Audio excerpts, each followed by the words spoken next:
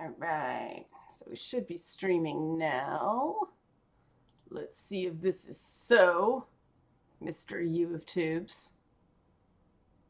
Um, my channel. Oh, wait, Creator Studio. Here we are. Hello, everybody, if you're already here. I can't see you yet. Should be streaming, though. Okay, here we go. Should have it. Yes, we're live. Hey. All right. Pause that. All right. So, hey, Bevan, how are ya? Awesome. Yes, we're live.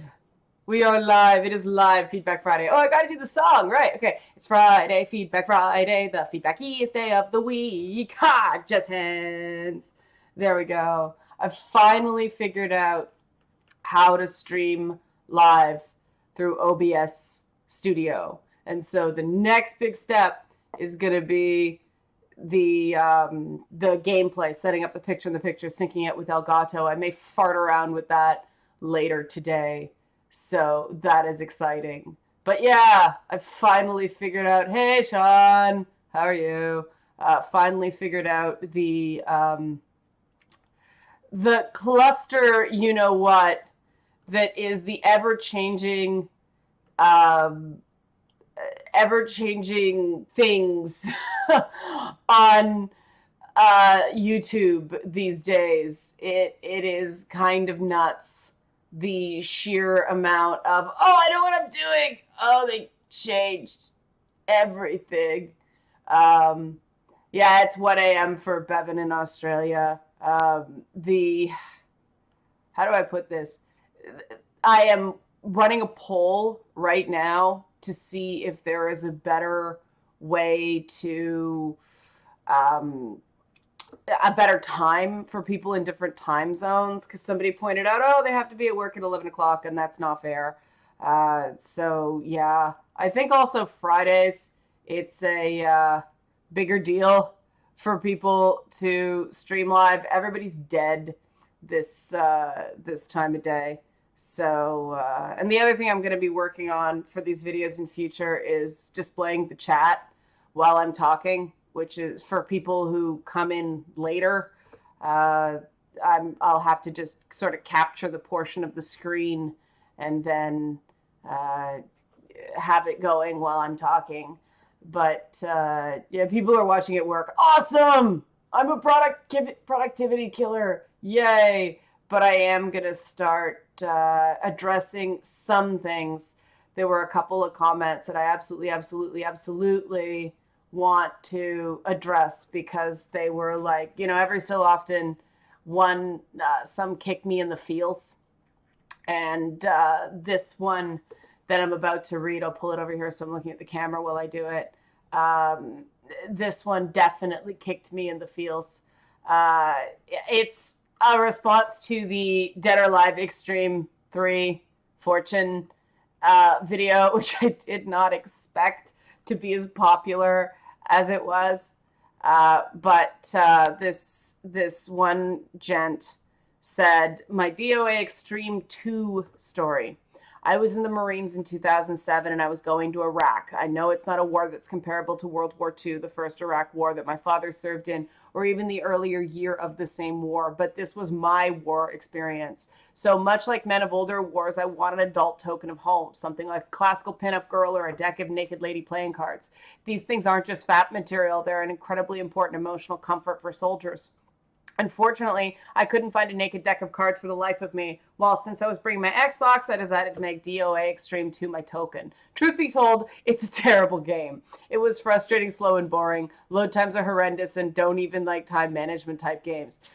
Plus, it was the worst possible fit for my overwork schedule. However, that game was so incredibly important to me. It was an escape to in a really awful place. It felt like aloe on a nagging wound. Every now and then you get cards and packages from home, but women don't send you photos and cutesy letters like in the old days.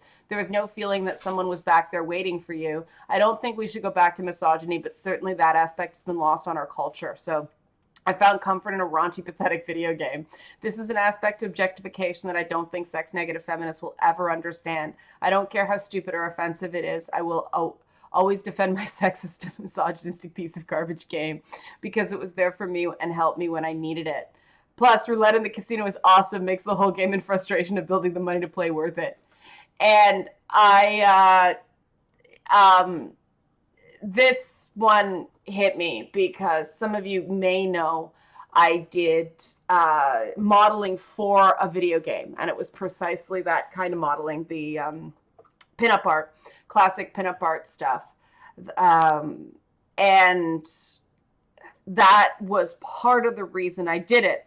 First of all, it was a video game, awesome. And the way I ended up being in it is I was at E3 in the Eidos booth back in the days where Eidos or Eidos, I say Eidos, potato, Eidos, Eidos, let's call the whole thing games. I was in the booth talking about the game, and me being a history nerd, I'm like, oh, wow, because the idea of the game was, what if the Japanese had won the Battle of Midway, not the Allies? And so the publicist for that game he was kind of giving me the shifty eye, looking at me, looking like that way, looking at me, looking that way, looking at me. And I turn around, and the promotional art for the game with the pinup girl looked exactly like me. And so they had me take a bunch of reference photos so they could like paint over them. That's basically how it works. It was actually really challenging because the props weren't there. There was, it's like we had to sit in a bomb, but the first thing they said to me was don't straddle the bomb because it would never get through the ESRB. And so I had to sit kind of side saddle, but you couldn't have flat ass from a stool. So I was kind of perched on one hip, like engage the core muscles. So it's all like really happy. And I'm like, balance. So that was a really interesting educational experience. It taught me a lot about the relationship between video game companies and the ESRB. The artist on that game was a female artist, and the way it worked was the skirt kind of went whoosh. Maybe I can find a picture of it. But there was a lengthy meeting about the solution a female artist did to what she thought was making my character more modest. It didn't end up being that way. Okay, here it is. Yay. I can pull it up. Oh, it's small. I don't want it to be small. Make it bigger. Whoops. Come on. Zoom. I didn't expect to be talking about this. Okay, so it's not a great resolution, but you'll see it here. You see this little bit of yellow here in the, you can't see my cursor, but see above the M and the B on the bombs away, the little bit of yellow, that's panty. And the artist did that because she thought the way the skirt was moving was showing too much butt cheek. And so she actually put that in there to be more modest. And there was much consternation that showing underwear was going to be too risque for a T for teen game. I know. The funny thing is she also put buttons right where my nipples should be. You can't see it on this image. But yeah, it was a lot of consternation. I learned so much during that experience. There's no yes, it was a strategic butt covering. Thanks, chat. There's no substitute for experience in an industry. That experience taught me a lot. I'm really glad I did it. But when we were doing the promotion for that game, they sent us t-shirts and they sent us Zippo lighters and they sent a bunch up to me, and I went around and I talked to some war vets, and I thought that would be kind of cool because the publicist for the shoot. He was great. He was so into it. He was like an old film buff and really into pinup art and really into military history and all that stuff. And so he was really supportive.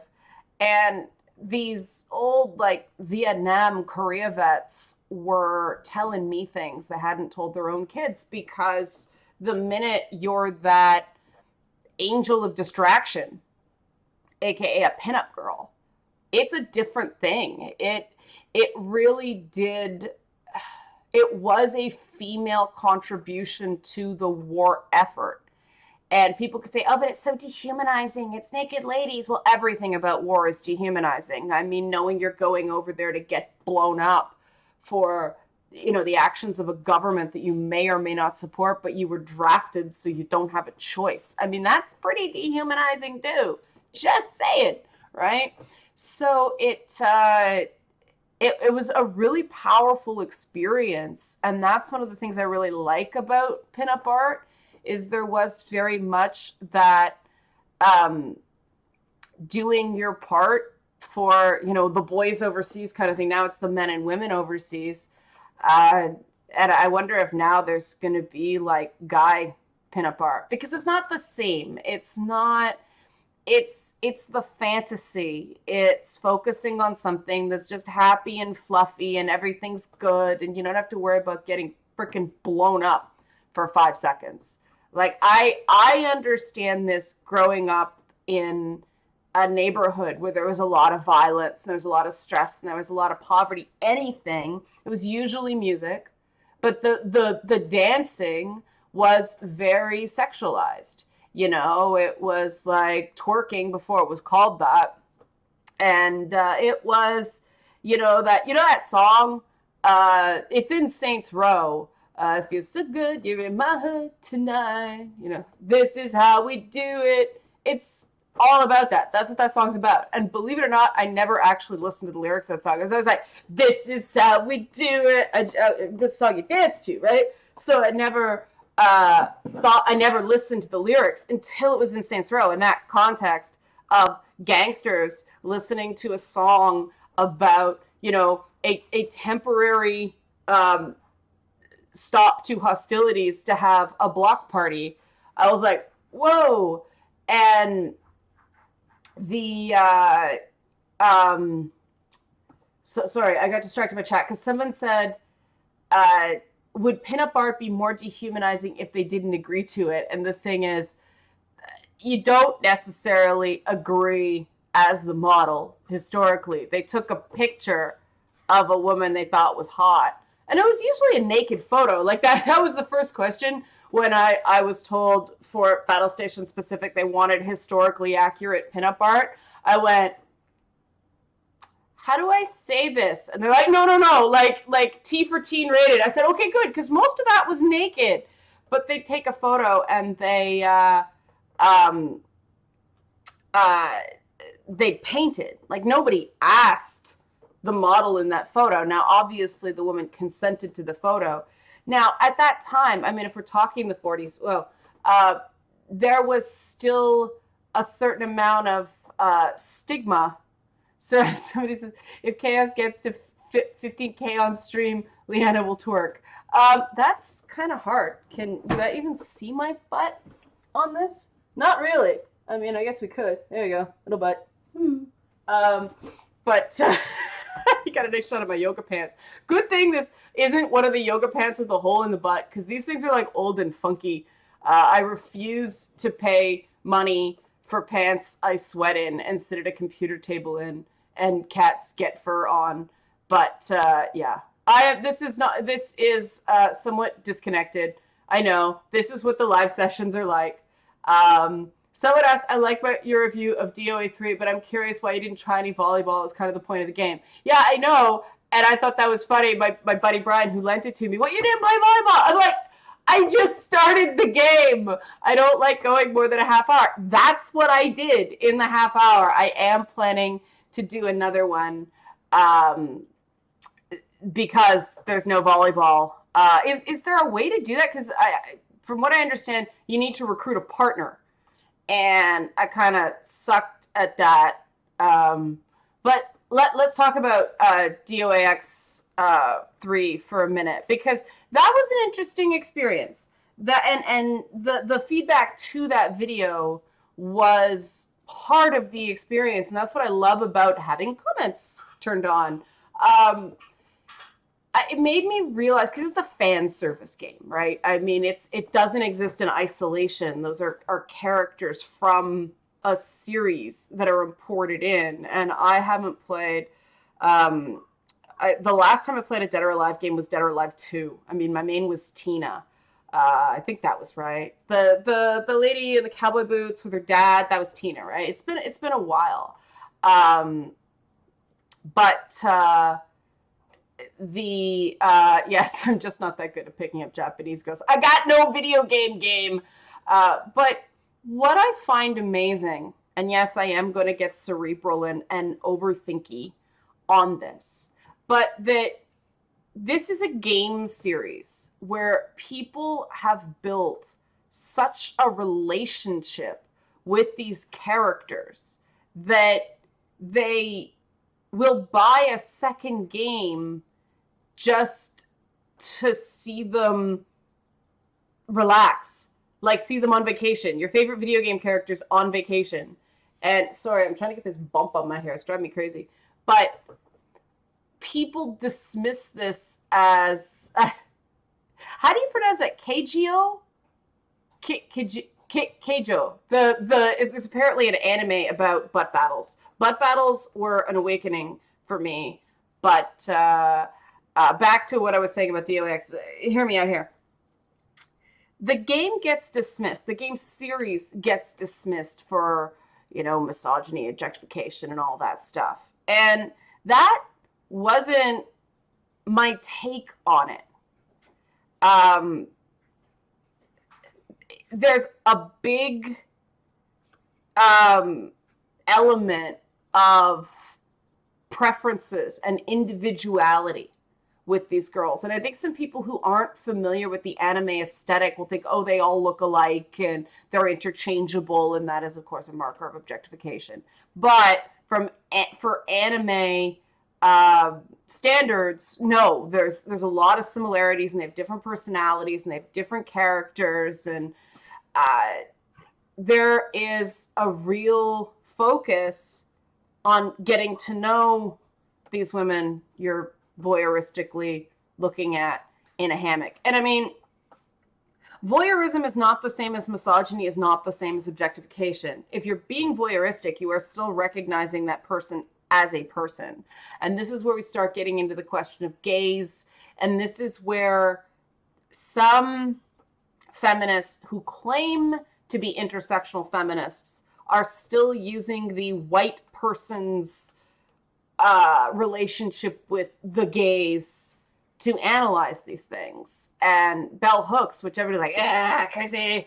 Whoa, that went crazy there. I hit the microphone and everything freaked out. Sorry, guys. But bell hooks came up with this idea of the oppositional gaze. And basically what it was is that back in the day, Black men got in a lot of trouble for looking at white women. And so Hooks wrote about how Black men would go to white cinema to look at white women safely. And I think there's a lot of that in gaming as well, for different reasons. I mean, there's the whole otaku phenomenon, but but also, I mean, gamers in general, a lot of people are very shy. People are awkward. They're curious, but there's such tension now that I think there's some of that healthier sort of gaze going on as well. I think that people are using games to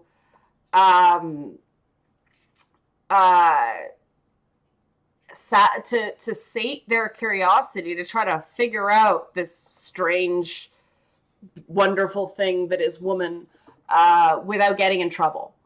And if you know your intersectional theory, as a lot of people analyzing games claim to do, you can't just dismiss that. And in the chat, It's asked, can you define and quantify what intersectional analysis methodology is? Whew. Intersectional analysis methodology. The problem with it is there really isn't an established methodology. Different people have different approaches to intersectionality. And ask for intersectionalists what their what was the exact methodology is, you'll get 5 different answers. I know I try to use the most appropriate methodology, and I will state my methodology so that it's clear the way I'm looking at this. And the reason I do that is this isn't the only way to look at it. A big difference between me and other people is I don't do this stuff because I think it's necessary or some pressing human thing. I do it because I find it fun. I like looking at things from different points of view and seeing what I come up with. I like interacting with the material. And this was a criticism that came up on Kotaku in Action, if anybody's interested. It's like, why is this necessary? Why is she acting like this is needed? I'm not. Like, that's a misunderstanding. I'm not saying that this is necessary. It's interesting. And if you're interested, great. If you're not interested, go watch something you're interested in. No hard feelings, right? And I mean, intersectionality, I do think that there's a Three Stooges discussion going on in the chat. That's really funny. I do think that intersectionality is useful to, for lack of a better word, feminist critiques. You get into trouble no matter what word you use. An analysis of gender, how's that, instead of feminist. I do think intersectionality is useful for that because one individual is not going to have the same experience as another individual, and that's supposed to be the whole point of intersectionality. You have to get away from this idea of these strict class structures and recognize that each individual is an intersection of identity, so you can be, I mean, it's so varied that my understanding, what I was taught, is it's supposed to value the individual experience. And that's what I'm all about. I grew up reading, the great works of literature, and that's what I was really interested in. And I'll just segue into the question in the chat, because this is a great question. Analyzing Japanese cultural product through a Western lens, is that really valid? Well, I would say no. Somebody else would say yes the minute it's imported into the West. And this is that thing I do where somebody says she just goes around in circles. No, I'm acknowledging that my opinion is subjective and that there is another opinion, and I'm going to give you guys both and you can make up your mind. Okay? And this is the whole purpose of Lady Bits, is that's what it's basically going to be. Here's one side, here's the other side. I'm going to let you guys choose. I am a provider of information. I am not the final word. And so like I said, the one side, the one argument is, if it stays in Japan, we're not talking about it. If it's imported to the West, then you get the fight between the sociological perspective and the anthropological perspective. My background is the anthropological perspective, which is a study of culture, which means we're supposed to take a culturally relativistic approach and not judge it as an outsider. We're supposed to try to figure out what function this serves in this culture, not judge the culture. Sociology takes a different perspective on it that I do not claim to understand. I'm not a sociologist. So to me, from my background, It's not valid to analyze Japanese stuff through a Western lens, which is I always come at Japanese product from a point of view where my expectation is that this is a displacement of reality, not a reflection of reality. And that really does change. A lot of Western media attempts to reflect reality. Japanese media often displaces reality. The example we were given in the lecture I took on this is you'll see a lot of weather phenomenon that doesn't happen in the real world. The example they used was snow-capped mountains and cherry blossoms. Well, if it's cold enough for snow, cherry blossoms wilt, but you'll see the cherry blossoms swooping across these snow-capped. It's displacement. It is not intended to be real. Anime characters are not intended to reflect real life anybody, men, women, nothing, which is why they kind of have the freedom to gender bend the way, the Bishonen do and things like that. It's a different relationship with art. And the closest thing we have to, and someone's in a chat, but snow is pretty and cherry blossoms are pretty. Yes, you understand. This is the entire purpose of putting snow and cherry blossoms together.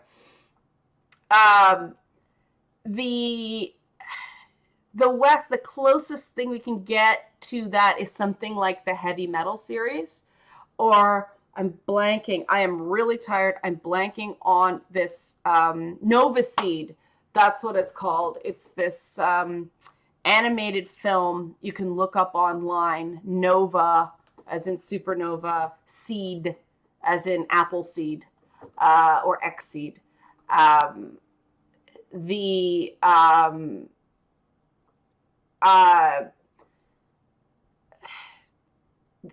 was sort of like 80s cartoons meet, I first said Akira, and the executive producer on it said that's the animator's, like, one of his favorite movies. I'm like, yeah, it's very Akira. Imagine like Masters of the Universe meets Akira with a furry main character, and that's Nova Seed.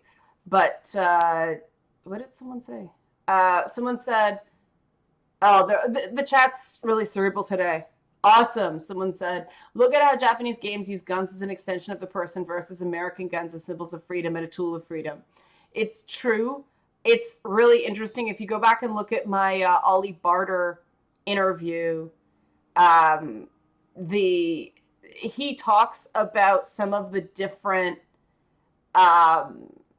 the rating system in Japan. What's considered appropriate for children, what's considered appropriate for general audiences is very different than it is over here. They do not allow beheadings in games, decapitations, headshots, everything like that. It's a cultural sensitivity because of some real life crimes that happen. They don't, it upsets people. So you don't see a lot of headshot driven things, which is why you don't see a lot of shooters.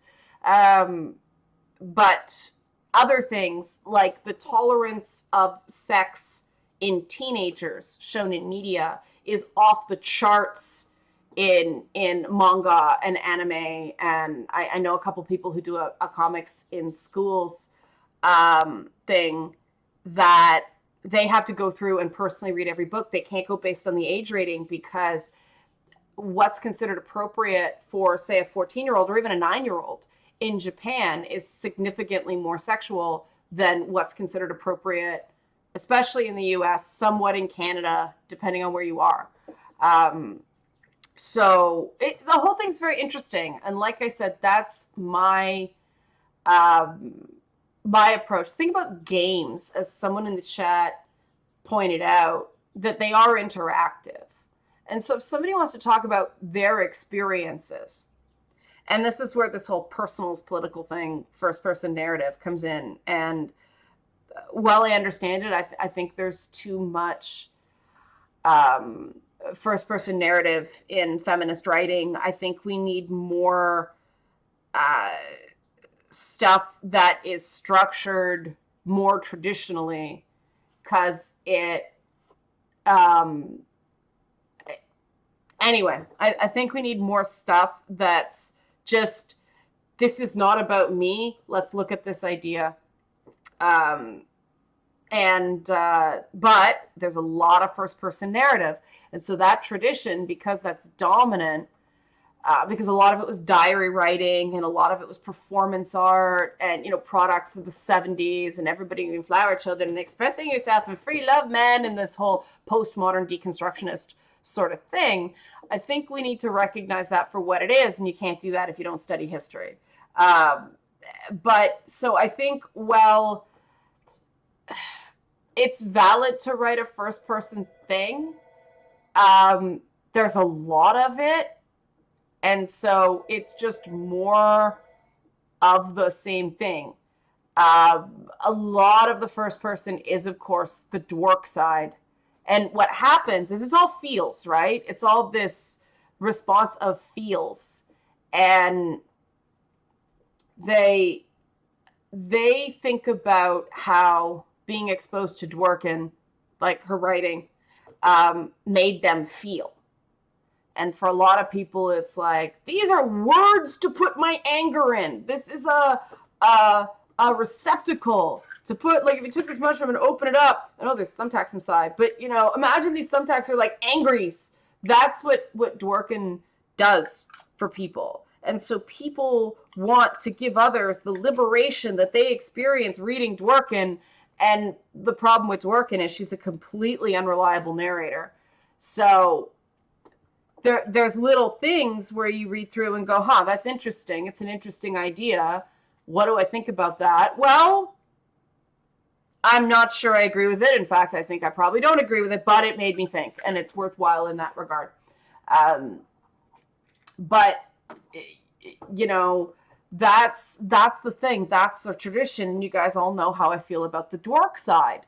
So I'm obviously not part of that movement, and that's why it's funny because people are like, she's just like people I won't name right now, but she just tries to say, I'm the cool feminist. It's like, no, we are fundamentally different in our approaches. This is the problem when you're dealing with something with gender. You're dealing with a thing where the categories are huge. Even when you get into sort of trans issues of, this gender as a social construct stuff. And it's funny because when I was in school, we were always taught that gender is actually something we appropriated from language. And we do that because a lot of the things where we talk about gender are about the way we talk about gender, pronouns and all that stuff. That's all language. So when we're discussing gender, like, English isn't a very gendered language, unlike something like French, which is a very gendered language. And so, I was taught there's sex, which is a matter for the sciences. And then there's gender, which is a matter for the cultural studies and things like that. Now, since then, the popular thinking has collapsed into it being the same thing. And this happens. Paradigms change, paradigms shift.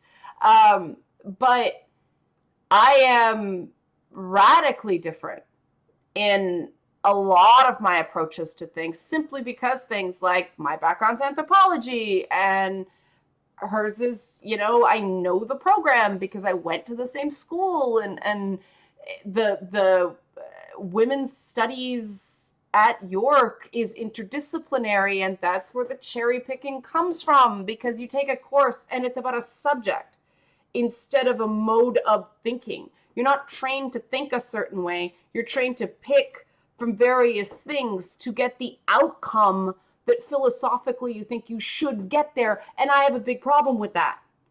I take a tool and I see it through. I essentially role play.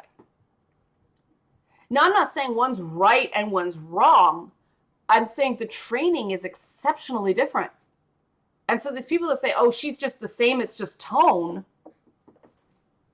And I don't even know where this whole oh, she wants to be the cool feminist came from. I don't identify as cool at all. I've been a nerd all my freaking life. It's so funny. A woman I went to high school with messaged me on Facebook saying, I can't believe that's you in that video. And I'm like, yeah, you can. I said, I'm not that different, but referring to the Kickstarter video. And I'm not that different, but you can vouch for the fact that I was a big nerd, even back then, big nerd. And so, yeah, it's really strange how people will argue politics has no place in gaming and then politicize their opinion to the point that they demonize an ideology, to the point that they demonize the people who identify with this massive group that factions of it have absolutely nothing in common with each other. Instead, the only thing that the various pockets of feminism have in common with each other is the general belief that there should be equality of the genders. And even that's not true, because you get some of these radicals who think women should be in charge. And obviously I don't agree with that. But it's, wow, the chat kind of, sorry, I'm way behind. Talking about triggers, talking about, what is your opinion on body diversity in anime-oriented games in relation to Japanese culture, not American culture? That's a great question, chatter. Oh, how do I dive into this? Because one of the things you may notice about anime characters is they don't tend to reflect the common Japanese woman. If you're following me, the thing about anime is a lot of it is taking Western culture and retelling it through a Japanese lens, similar to the way that, Super Mario Brothers retells the whole Western tradition of the hero saving the princess in a very Japanese, displaced, all over the place way. The interesting thing about that is it in part comes from after the Second World War, because Japan was a very isolated country. And apparently, from what I understand, I'm certainly not an expert on the Japanese side of World War II. I wouldn't consider myself an expert. I'm, armchair historian on World War II. But the part of the reason they entered the war and didn't quite get it the way they did was Japan was culturally isolated. And after the war, they looked around and went, wow, we really need to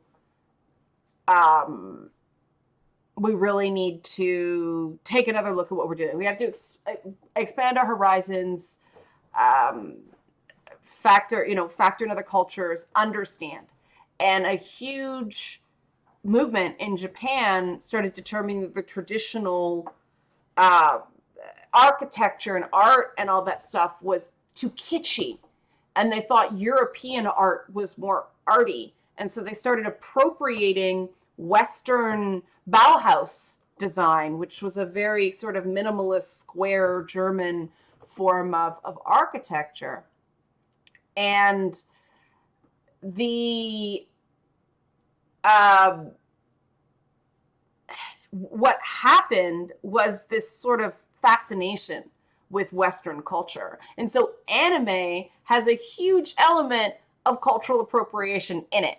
But they're not talking about their culture. It's the same way, stories of the Far East used to be told in Western culture.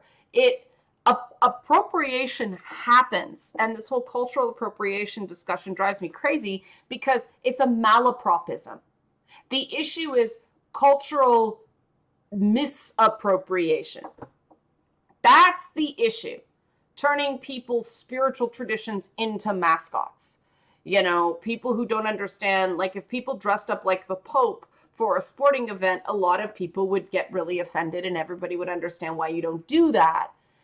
But people were wearing ceremonial, we call them First Nations up here, Indian, like Aboriginal, sorry, I keep hitting this mic, headpieces outside of the rituals they were intended to do. That's cultural misappropriation.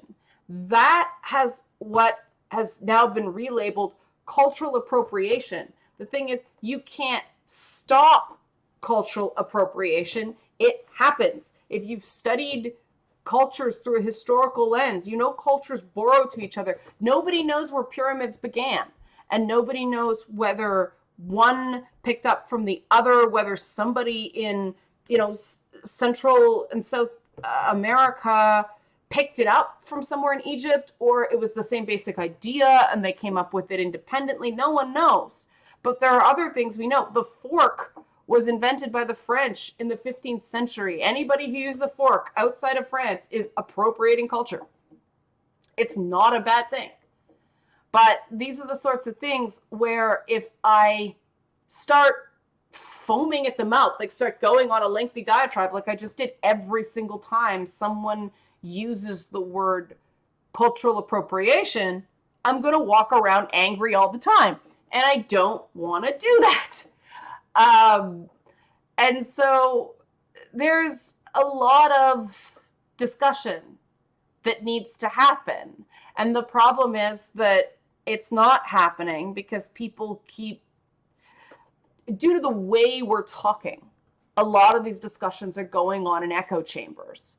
And there was a discussion in the chat that I'm not going to dive completely, I'm not going to circle back because it doesn't make any sense to people watching this later, but there is a certain phenomenon where things go on Reddit board, subreddits, and there's the upvote and then there's the comments, and the upvote and the comments give you completely different attitudes about what the consensus opinion is. And that's the thing about Reddit, is its power comes through consensus opinion, but you're not supposed to talk about it like a consensus because people are sensitive to collective blame.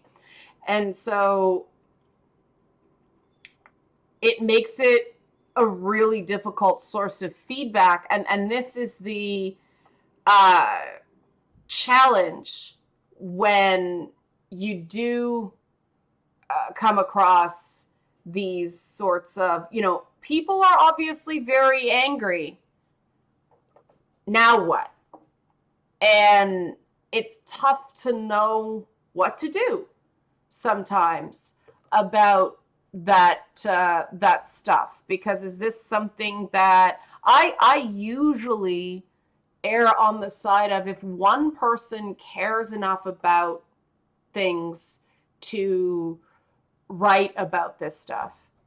Somebody retracted a question that was actually kind of interesting. Oh, that's too bad. But what was I saying?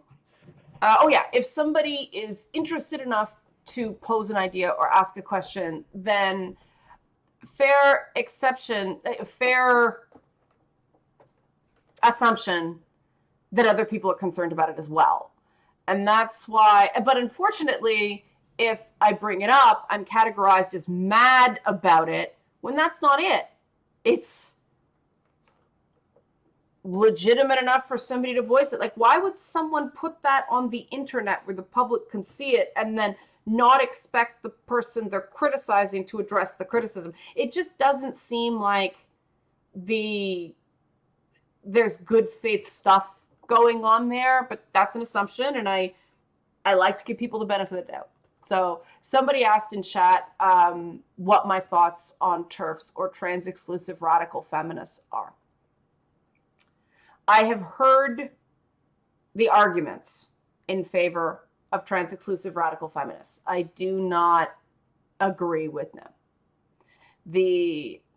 It's a safe space argument, and to me, I am an all men are men, all women are women thing.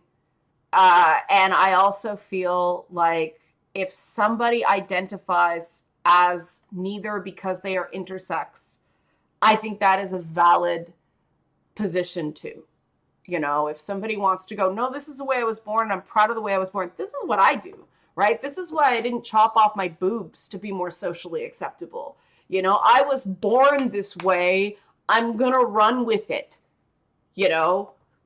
And so I think that it is fair for kind of an other or a they or a third gender to be accepted for intersex people to embrace their biological identity as they see fit.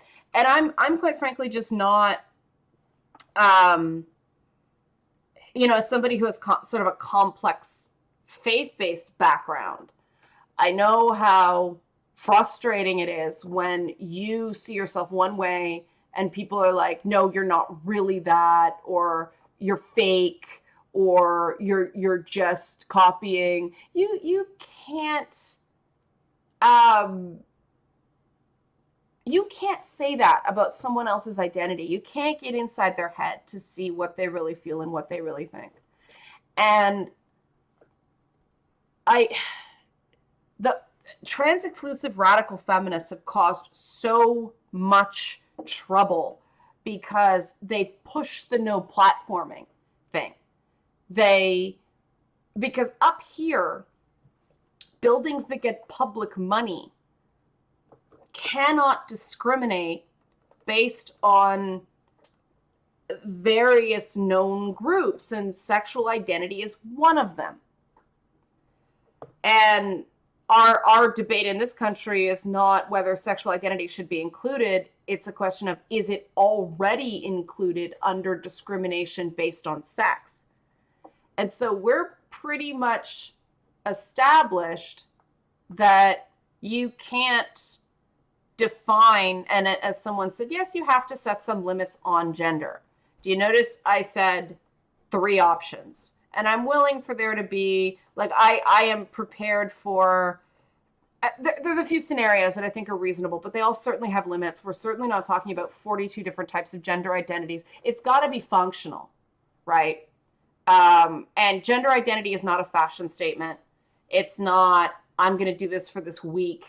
It's how you see yourself and how you feel inside. It's different. But the problem that a lot of the rental spaces, a lot of the meeting spaces get into with TERFs, with trans exclusive radical feminists, is that they are not allowed to discriminate based on a recognized group. And so how do you interpret that? Are you discriminating against the trans exclusive radical feminists because of their political beliefs? Or by hosting them, are you excluding transgendered people because the group excludes transgender individuals? And this is a serious issue. And so a lot of buildings go, nope, we are an inclusive space. We welcome transgender people. You cannot have your meeting here. And then the TERF scream, no platform. So it's a messy thing. And I just immediately take issue with anybody who grandstands in that way. As somebody who has been pretty badly blacklisted, I've accepted that. I've done my own thing. You guys are here. You know, you guys really enjoy what I do. And that's enough for me. I'm going to do an Emmeline Pankhurst thing. When I get no platform one place, I find another platform. And that's, that is a thing. And the chat's talking a lot about this whole idea of infinite gender identities. The thing about anything that has to be adopted by society is it's got to be something people can follow. And if there's too many things for people to get their head around, that's not feasible. They're not going to get that. um, it's it it's unrealistic to expect those, my, what is it, my gender identity as attack helicopter kind of thing. I find that unserious, the people that start making up genders. And I get it, it's working it out. Everybody does things when, you know, they're young. That, I mean, me personally, one person said in the chat they prefer for gender solution, male, female, both, neither. I see, male, female, both, neither. But then you've got, there are some, because of this whole cis-normative thing, there are some people who also separate woman from trans woman and man, cis man from trans man, cis woman, trans woman, cis man, trans man. And so now we're up to, what is that, 6? But even 6 is kind of manageable, right? And society changes, right? It's funny because I was talking about it during the week that I went to see the Beauty and the Beast live action with my husband, and he enjoyed the movie more than I did, but he was like, whoa, those fashions for men. I said, yeah, but this is a time where the fop, it was the golden age of the fop. And it's trying to sort of explain that masculinity has the markers of masculinity and the markers of femininity have changed over time. And so that's why when you start going, oh, it's natural for make sure, whoa, because we actually work on a system of, evolution, which means what's natural evolves over time. So be really careful with that. Somebody asked, what do you think about identifying each person as an individual rather than the focus on all these labels? That's pretty much exactly where I fall on the whole thing. Like, I don't feel the need to, someone said in chat, high heels were a men's fashion statement for a while. High heels were exclusively a men's thing. The high heels was invented for men because women didn't want to be taller. And you didn't really see legs, so you didn't have to make them look longer. But and at one point everybody wore tunics. Pants were associated with horseback riding. So this whole thing about, oh, it's not natural, these roles, these gender roles we're dealing with right now are fairly new. Divisions of labor were really affected by the advent of currency and things like that. But that's why we do have to discuss this stuff. I don't understand why people get so upset about this stuff, because I do because I grew up in a very multicultural area, very multi-faith. I was part of AIDS awareness and violence against women initiatives back. And why violence against women? It was because of why not violence against people, violence against men? It was in response to a very specific thing, the École Polytechnique shooting in the 1990s. That's what it was a response to. It was, it wasn't excluding anybody. It was a reactionary thing. But because there was so much difference where I grew up, we sort of got pretty good at going, okay, tell me about yourself, and I'll come at you on your terms, and you can come at me on my terms. And that's how we'll deal with this. And we did have to learn a lot about each other. And I think I'm better for it. I think you can't substitute that kind of education through experience. This seems to be the theme for this chat. And there was another comment I promised somebody I'd talk about on Friday, so I want to get to that before I forget. It was based on Momo Monday, and that's always, tender ground. So I think, sorry, I keep looking over this way. My second screen is over here, and that's what I've got everything up on. I'll move it over here. The commenter said, I get a lot of support, constructive criticism, and of course some of the haters too. I think I'm good about hearing out the criticisms that are helpful and also get laughs from the haters. However, I feel like I'm my own worst critic and my own worst enemy. I always envision the way I want my content to be, but I have a hard time making it a reality because I struggle with motivation and confidence on top of just not knowing how to go about implementing the things I want. I can deal with other people, no problem, but do you have any advice on how to deal with my own self-loathing? And this is the challenge of anyone who does entertainment for a living. There's a big difference in mindset. And trust me, you get professional creators together over drinks, this comes up. There is a big difference between doing your passion project, that this is what I feel inside, and you can take infinite time, as long as you don't die, and, infinite resources, as long as you got them, to make this thing perfect. Here's the thing about that. You'll never finish it. There are actors who have these passion projects that they just keep mucking with. If you want to get paid, you have to publish. And you have to submit. You have to air something. And they're always flawed.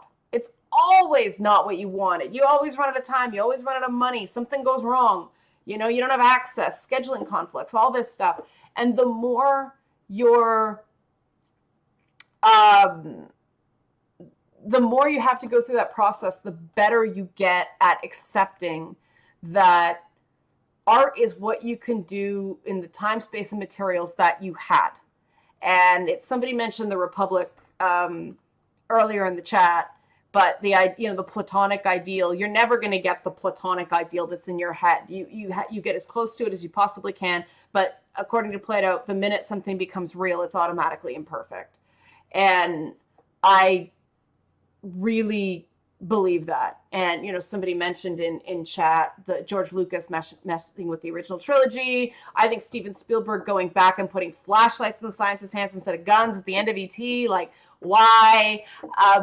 Things are a product of their time and where you're at then. And this is why I get frustrated with people who bring up things I said like 5 years ago. As I did, this is what she secretly believes. Like, dumbass, I was 5 years dumber back then. Like, have you not evolved in 5 years?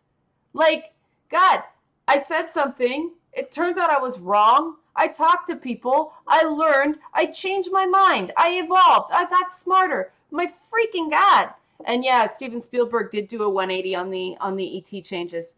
But this idea, sorry to segue, guys. What's BSTL in the chat? I have no idea what it is. It has something to do with underboob, but I can't comment on it because I don't want to be searching it. And someone said, this is a question I've thought of. Is it never legitimate to revise a published project? People used to rewrite published novels all the time. It's obviously the prerogative of the creator to change it. But don't forget, this is in the context of how do I deal with my own inner critic. And if you want to get better at dealing with their own inner critic, let it go. Like, move on to something else. Recognize it's going to be imperfect. That's what I meant. If people want to go back and change something, I'm very careful about that. If it's an actual error, like a typeset error, or a spelling mistake, or something, you made somebody's eyes blue in one scene and brown in the other unintentionally, yeah, go back and fix it. But make sure it's actually a fix and not just a change for the sake of being insecure and mucking with something that means a lot to people. Okay, BSTL is something I don't really know why it matters. I do not have the anatomy to understand this phenomenon. So, yeah. So people aren't allowed to involve in this day and age. Who you are for life. Thank God I got out of high school before Facebook became a thing. No kidding, right? No kidding. I have a real issue with this idea of bringing something somebody set up years ago to sort of impeach them now. I think it's something borrowed from partisan politics, and it's a tactic. I think that sometimes it is fair. It's totally fair to say your statements now contradict your statements then. Which is it? That's totally fair, right? You said this back in 2012. This is what you really think. No, that's foolish. That's probably what somebody really thought back then. But hey, people grow up, right? People learn. And my concern about that is that people will be afraid to express their views if the views are eternal. You know what I'm saying? Somebody said in chat, I think sometimes it can be relevant. Imagine someone who was sexist and racist 3 years ago and has now gone full social justice. Fair to ask if they're virtue signaling. But that's exactly what I said. The question, this is what you thought then, this is what you thought now. Which is it? Totally fair. Deciding for yourself that someone's opinion 5 years ago, even 6 months ago, is automatically accurate compared to now, you can't make that assumption. It's fair to ask the question. Like I said, totally fair to ask the question. The people brought up the fact that some male feminist allies have been exposed as creepers, and that has been a problem since second wave feminism got going. Oh, I see the question. Underboob versus BSTL versus levels of heat discomfort. I have no idea because I've had one. I don't have the other. I don't find underboob a heat thing. I find it a pressure thing. It's uncomfortable because in order to have underboob happen, it has to press. And when you're doing that, you're actually crushing your lymph ducts. So if it's like that for too long, you start, right now, okay, I got a lot more sweater meat than most people. You see there's a monster on my chest. Unstoppable. That's because my boobs are unstoppable. If it's pressed long enough, like my fingers actually go a little bit numb when I do that. And that's because it's blocking a lot of stuff. And that to me is the issue with prolonged underboob. Instead of, if they could find a way to kind of invent a glue shirt, and that's what a lot of people who do like Yuko cosplays and things like that, they're taped in or pro-adhesive into their shirt. So it's actually just kind of lifting, but then you've got all this weight on the back of your neck and you will get a welt at the end of the day. My Ivy Valentine cosplay does that to me. But that's my answer. One person said, it's always okay to admit that you were wrong or that something has changed that makes your opinion different because you didn't factor it in before. True in theory, but people are dragging some stuff up that was, taken out of context, and I apologize for years ago as something I still believe. And there's tons of evidence out there that I don't still believe it, and they won't accept it. So once they do that, like there's no point in talking to you territory at that point. If they won't accept as sincere, because I made a video that was intended to kind of be, oh, isn't this funny? Like the equivalent of who'd win in a fight, Hulk or Thor, about Ciri's shirt. I somehow hate the Witcher franchise. No point in even having that conversation, right? Like just totally taken as way angrier than I was. And anyway, moving on. How would you pose for individuals who are attempting to avoid polarization to help mitigate the effects of information polarization when exposed to those who are one-sided. I don't want to be glib in this answer. A few services have started recommendation lists with partisan writing to read the other side. I've read the New York Times stuff. Quite frankly, I find the conservative writing that they select far better written than the leftist stuff they do, which is frustrating because they seem to be going on name recognition with the left as opposed to actually good writing. And it's a lot less of that on the right. Like, it's a lot of academic blogs with their right-wing stuff, which are amazing. Like, they're dense and they deal with, kind of the modern conservative movement's roots in classical liberalism and how they kind of drifted away from that and all that stuff. It's really heady stuff. And then the left is about pink pussy hats at Trump rallies. Like, nice try, but not there. I think that the way you mitigate effects of polarization is to deliberately expose yourself to other voices that don't fit that ideological category. I enjoy reading David Brooks's column in the New York Times because he is a conservative, but he makes sense a lot of the time. Tom Nichols is another person I read. I actually read a lot more right-wing stuff these days than left-wing stuff because I don't need to be told how to think about my own opinions. I want to see different opinions. And yeah, I do every so often engage with, I read a Naomi Wolf article today, and it was just like, I want you to be better. But I still did it, and I still made sure I finished it. So it really is about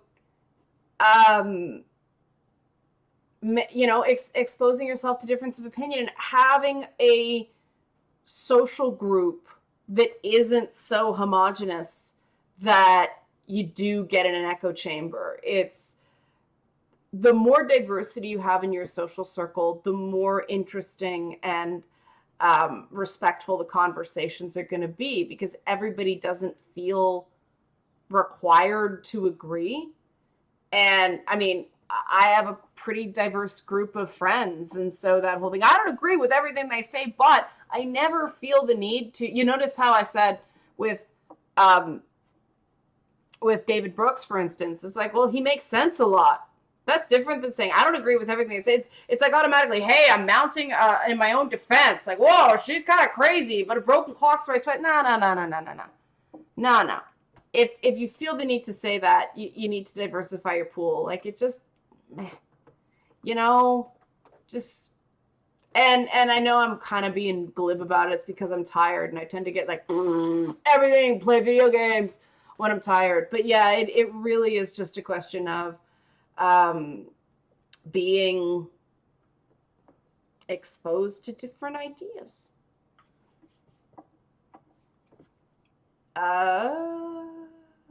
Chat.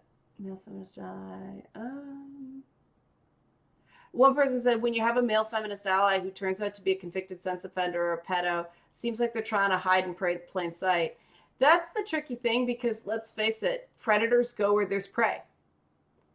And that kind of explains that. Oh, wow, the chat got way ahead of me. Sorry, here we are. The Witcher 3 thing again. All right, we're going to go through this again. I have apologized for this comment 5 times. It was a comment said at E3 while I was having a PTSD trigger to a trailer. It was a trailer for the game. The game was not even out yet. I cannot judge The Witcher 3 when the game is not out. I wish people would stop saying I was saying something about the game. It was about a trailer for the game that I thought was gratuitous because I was not in a place at 9 o'clock in the morning to see a demo where a guy got, an unarmed guy got slaughtered by a bunch of dudes, and then there's a woman with a busted lip, and, oh, I didn't, bah. No, too much, and I stand by that. But I never said that about the game. And when talking about The Witcher 2, this is why the comments are collapsed, Witcher 2 does have themes of that related to the history of Poland and the treatment by the Nazis and then by the Russian soldiers. And there's a lot of stuff. Their culture and their lands and their wealth and all that stuff were abused. And I've learned not to use the RAPE word on social media at all because of the strong response it gets. Lesson learned. But I wish people would really let this go, because it is not. So can we move on from that, please? Like, this is really, you see what I mean? About all said and done, yeah, apologize, to own your mistakes. I went on 3 different streams and apologized. I did it on Twitter. I did it in an article, and people keep saying, well, I can't find it. Well, of course you can. It was years ago. Like, it was before the game came out.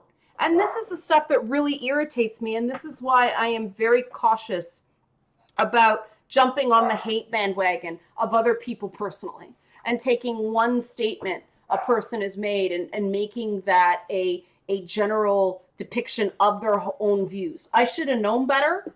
I should have known that Twitter is where nuance goes to die, and I should have been more aware that it was a direct response to someone who is a friend. And so I was speaking more, like I said, glibly than I should have. Lesson learned. I am really sorry for that. I'm sorry for upsetting people.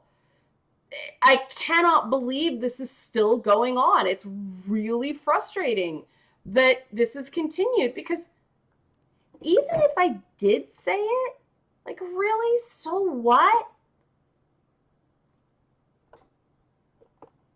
It's an opinion. People make opinions about games I like.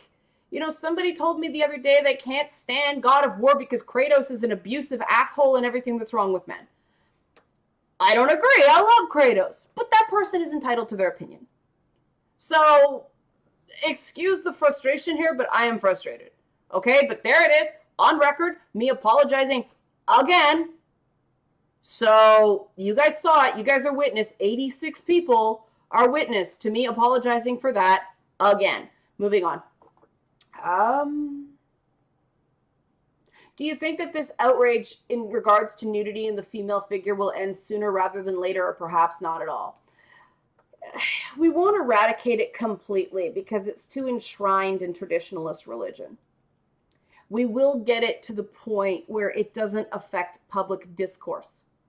The issue with me and the demonization of female nudity right now is that it is affecting women in the work sphere. Male sexuality and their talent and intelligence and culture, all that, they're all kind of twisted up together, right? I mean, George Clooney in a suit is considered sexy. He's not showing any skin below the neck, except for his hands, but that's considered sexy. Whereas, certain guys with their shirt off, Thor with his shirt off or whatever, that's considered sexy too. But no one goes, oh, Thor's a dumb whore. This is the issue with women and nudity that's uniquely challenging. And we got to get it to the point that stops happening, because that has a negative impact on women who want to be whole people. Like this idea that women just have to be sexual gatekeepers and we're the ones that always have to say no to sex until we get to yes. That's a crappy place to be in. Like, seriously, you always want to be the killer of fun? No, I don't. So that's what I think about that.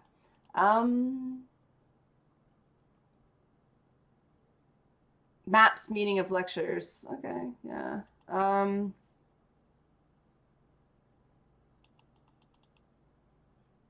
People do this on both sides. Sorry. Just scrolling through the comments.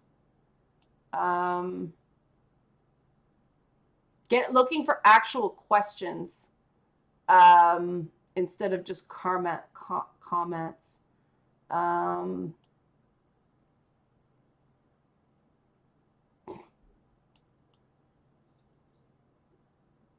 What I don't understand is why female nipples get censored, but male ones don't in media and on Facebook. Yeah, because a female breast is considered a secondary sex characteristic because you don't have them as children and then they grow. That's why I admit in Canada, we have non-sexualized, I don't know if it's Canada or Ontario, it might just be province of Ontario, but here we have non-sexualized nudity laws that protect women who just want to take off their shirts because it's hot. That gets extended, that gets pushed by certain organizations who have women in quasi-sexualized things on the street, but we'd rather have that. We'd rather have people sort of pushing the limits of the law that way than fining women or arresting them for obscenity for breastfeeding. So, yeah.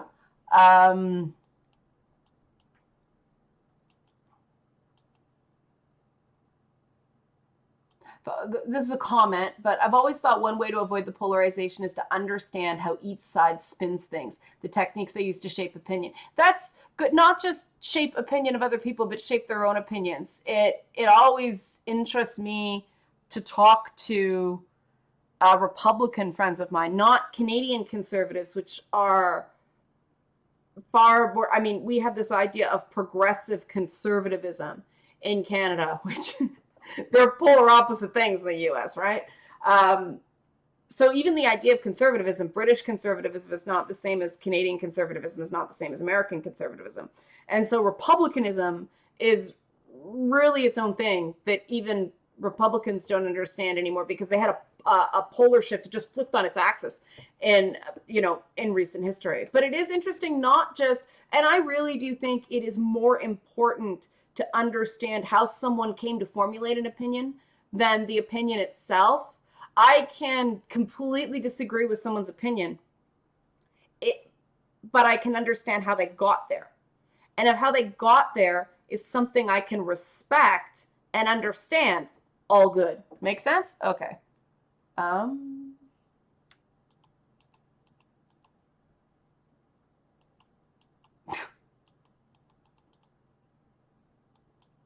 So much.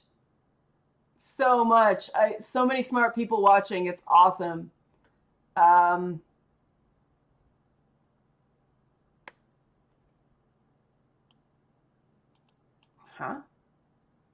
Oh, okay. Sorry, there's a lot of talking amongst themselves.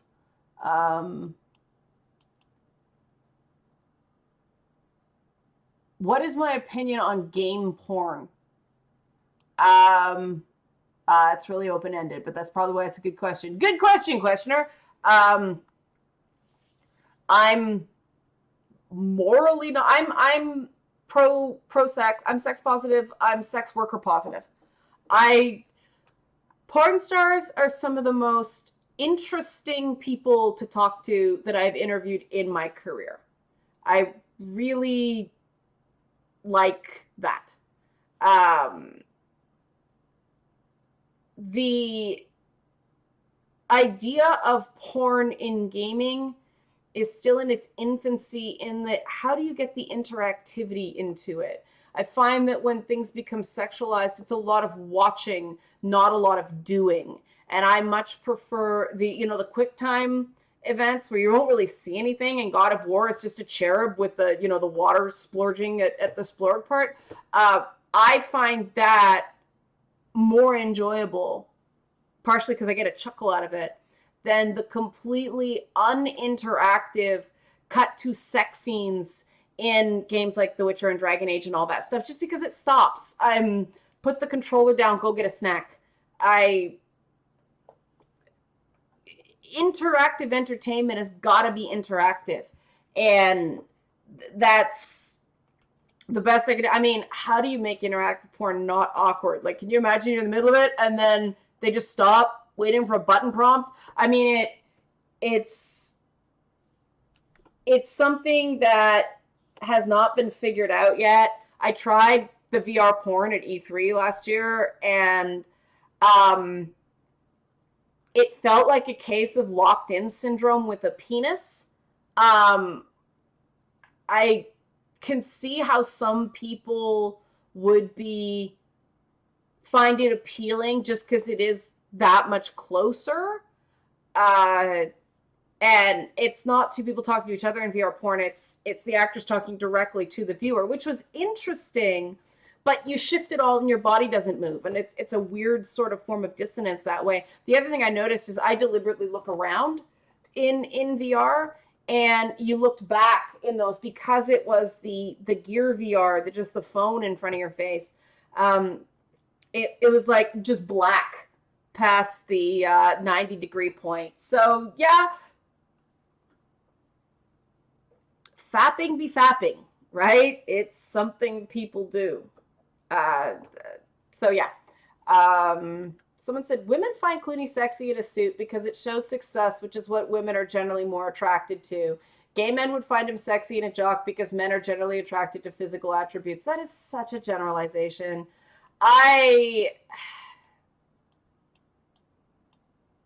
My sister got married in December, and they went to this show called Thunder from Down Under.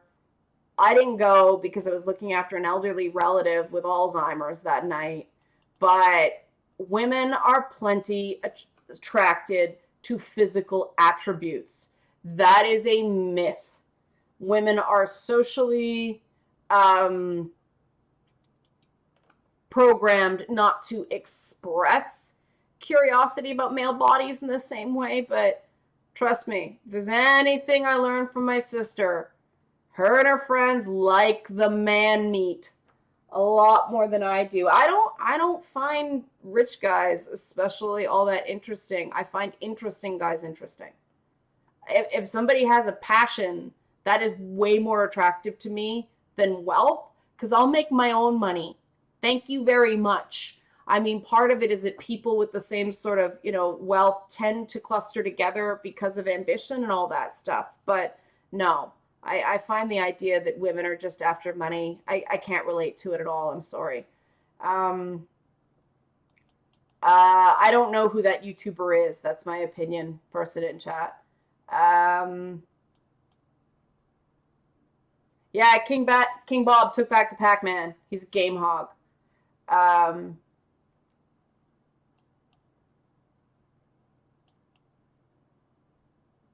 oh, people are talking about the sort of underage girl thing in DOA. There are some girls in that game, and again, different cultural thing. I mean, Japanese girls tend to look younger than, but yeah, a couple of those girls look.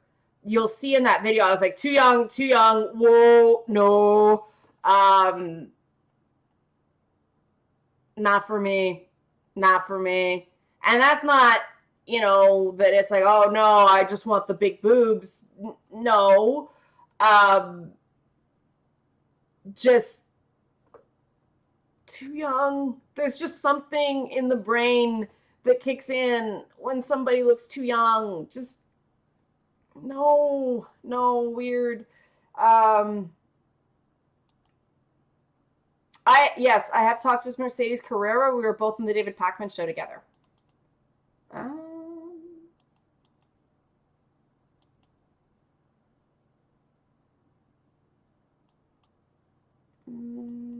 Sorry, I'm behind on the chat. Um, that's interesting. Some feminist critics have said that scenes like the God of War sex scenes encourage men to view sex as a game. Okay, first I'm hearing this. I think that I don't think it's true. If it were true, is that a bad thing? This is the next question you have to ask when you hear these assertions. Okay, men treat sex as a game.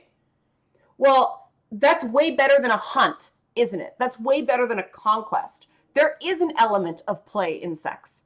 And I think people would be less bent about it if people embraced the idea that there's an element of play in sex. I better shut up about that before I get in trouble. Um,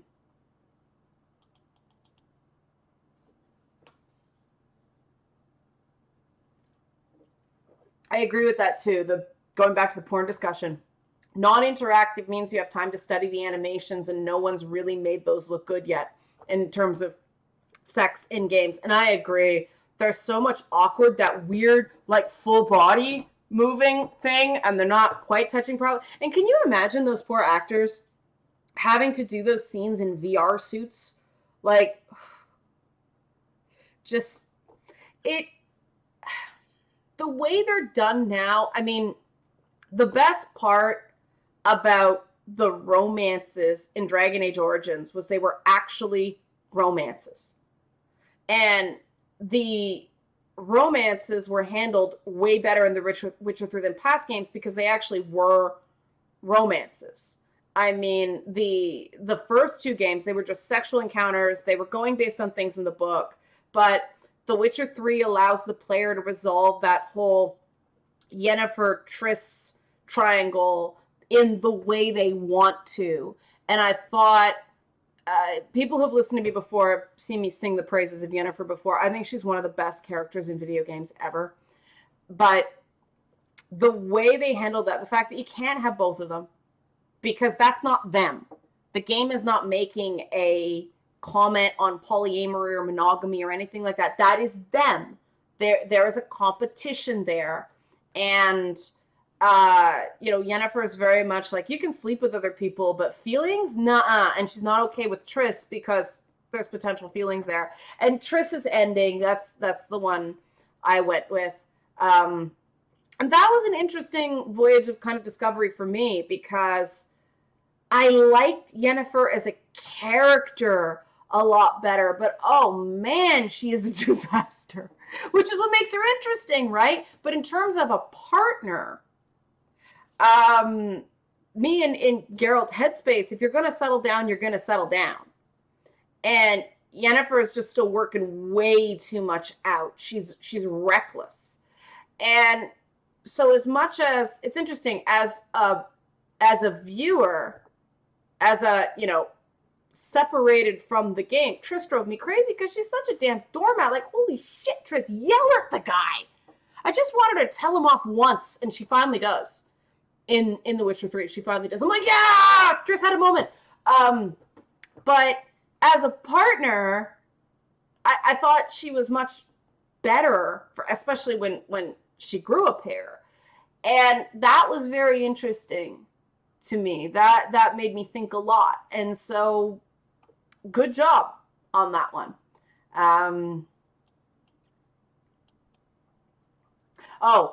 They're also referring to fan-made stuff, porn stuff. Like, I have no problem with that. I have no problem with.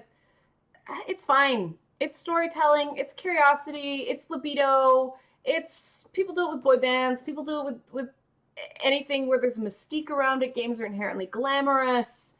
Slash the crap out of things.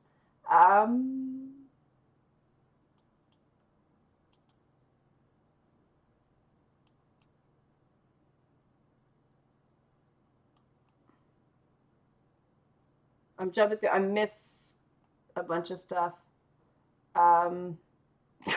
Somebody thought I was Team Triss. That's Team Yennefer. Yeah, I am all about.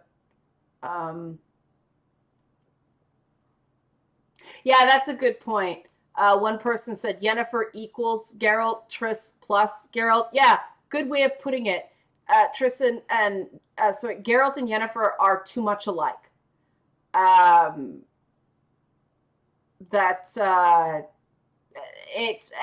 yet I think that Yennefer has a belief that things can be changed much more than Geralt does. He's very cynical. He was in the books. He's a very cynical protagonist. And I struggled with the role-playing elements of, the people compare the Dragon Age franchise and the Witcher franchise all the time, and I don't like that. Just because they're, medievalist fantasy doesn't mean they're apples to apples comparison. Dragon Age Origins is very much a role-playing game, or it was. Sorry, Dragon Age Origins was a role-playing game. It slipped.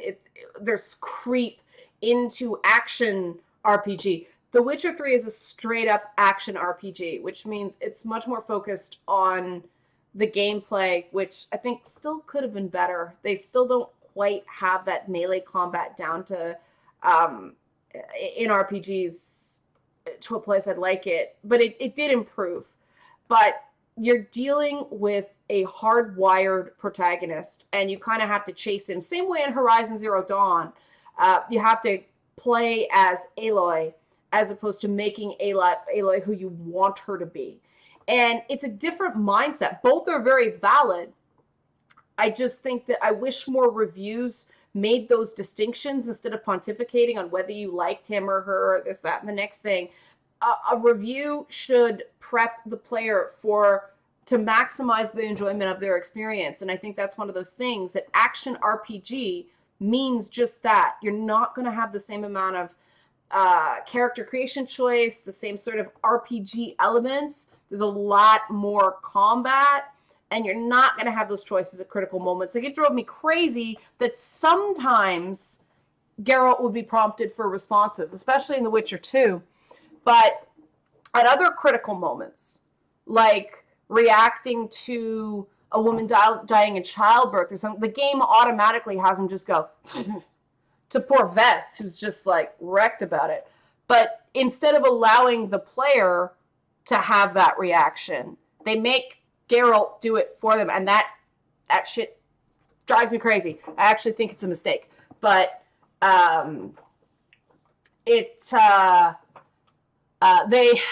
CD Projekt themselves has said they were learning how to make games, right? Like the Witcher was the first game of that scope they'd ever made, and The Witcher 2, they barely got out the door because the game before that, Something of the Wolf, I forget, but almost bankrupted the company. And so this is what I mean, that, you know, things are created with the time and the space and the resources you have.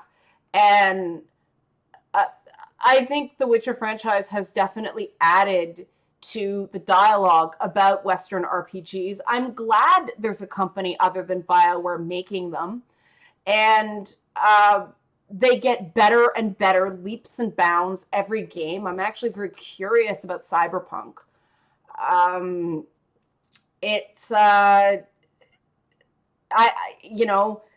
It's great to see improvement in a company as opposed to just coasting or the descent that some companies are experiencing of late, because they're burning out their staff, they're burning out their creative teams. So, I have nothing but praise. Come on, camera, focus. I have nothing but praise for the growth that CDPR has shown. It's the mark of a well-managed company that they have improved in leaps and bounds. So,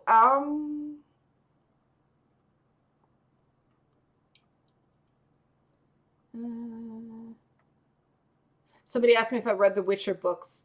I have read, I always get the names confused. The short stories I have read. I have not tackled the novels yet, and I think they're glorious. I actually think they're better than the games in terms of characterization and setting the scene and everything like that. The way things like scars on the body give notes to characters, and the wry humor, and I actually like Triss as a character in the books better than the games. I'm kind of disappointed. Because the whole thing in the books is she's allergic to magic, which they kind of touch on in the games, but I didn't quite understand why she was falling down all the time in the first couple games until I read the books. Like, oh, but Triss was supposed to be the plain girl. She was supposed to be the Taylor Swift song sorceress, that because she was allergic, she couldn't use glamours. And that's why I accept the gravity-defying outfits and the intense sexualization, and people complain about that's not armor, that wouldn't stop anything. Well, they're sorceresses that can go and stop arrows, right? That's different story. I think her armor's silly, but the sorceresses I will defend just because they are using glamours, and it is deliberately. I mean, the whole thing about Yennefer and Triss in the books is that because Triss can't compete on in the looks department because she can't use those spells, Geralt kind of ignores her.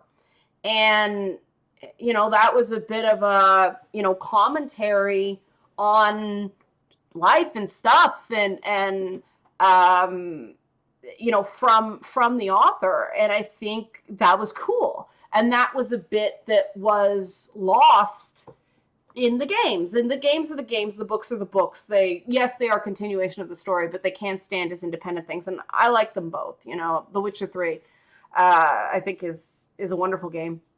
And the books are great. I highly recommend if you like the Witcher universe, because then you can kind of learn more about the Zerrikanians and more about sort of Zoltan and some of those characters that are there, but not because they were pulling in some of the other elements of the universe and creating their own sort of supporting cast.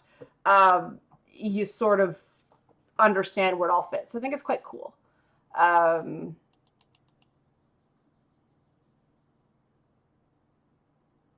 So somebody asked, I missed it, and I apologize if I get it wrong.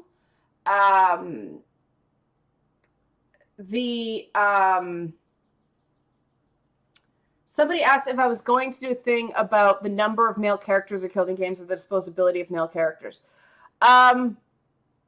Possibly. One of the things about the Kickstarter is that, like I said, there are actually 21 episodes plotted. But there is a reason that I've only released 13, because I wanted to see what people thought. And that was another frustrating thing about some of the haterade that's been splashed around. People saying, those aren't really tough questions. I want to ask real tough questions. And they don't say what they are other than, why do we need feminist criticism? And I don't consider that a tough question because we don't need it. It's interesting. If you're interested, watch it. If you don't, don't. You suck the fun out of video games by saying something is necessary, right? Nothing about video games is necessary. That's why they're fun. And you take it out of that, this is fun. This is something we choose to do. This is something we enjoy. It makes you a less good analyst. So I'm not part of that necessity paradigm. That's not me. Games aren't society. Society isn't games. And this is, we're doing this because it's interesting and because it's extended content with games. And this is my way of expressing love of video games and maybe adding something to the dialogue. I want to create better tools for this sort of analysis, because this gaze theory crap and all this, it doesn't apply to games. Games are interactive. We can't port over theories developed for television to video games, because what is television not? Interactive. Cultivation theory doesn't work applied to games. They've tried everything on games. Cultivation theory, operant conditioning, gaze, all that stuff. It doesn't work. And so this is a way of developing tools. And that's the part that I think is useful, but I wouldn't call it necessary, right? Different story. Trying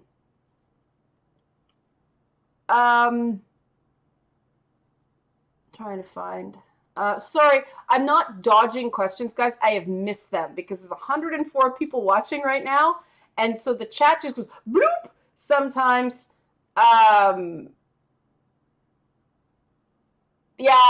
Chatter, I like Dandelion better in the books than the games too.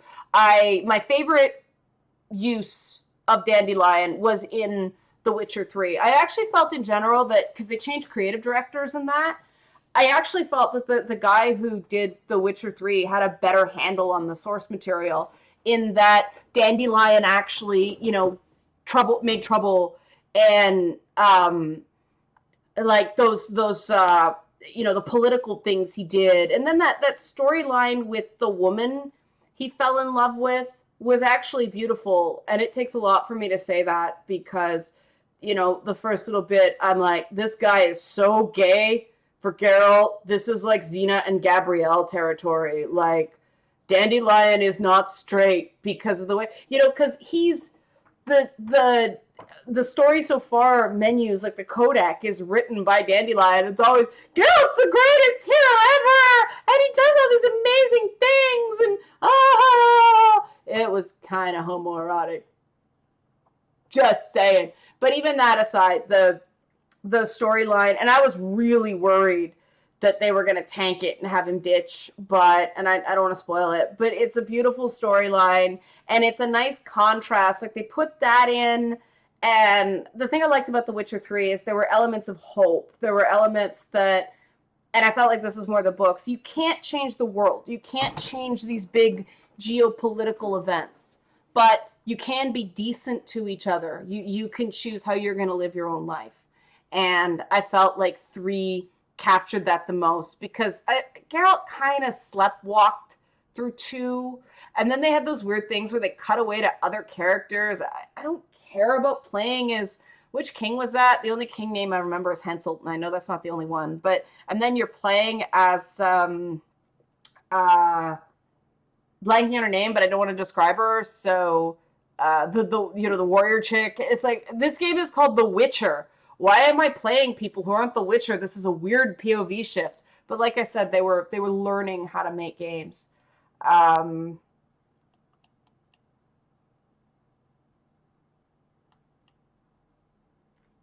talking about the princess effect in Disney. I'm going to save that for the show because it may come up.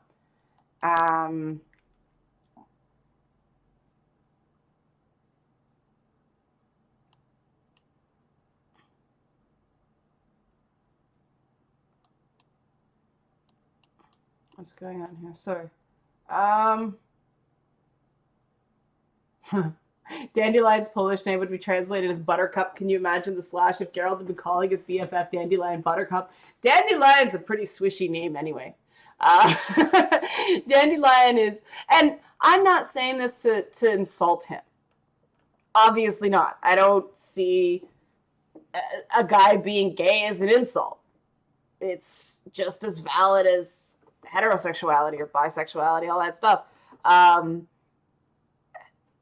It just is this funny little fan thing that in a lot of these hyper masculinized stories, they almost like do like horseshoe effect and wrap back around to homoeroticism. It's just funny the way that works. It's just a joke, guys, just a joke.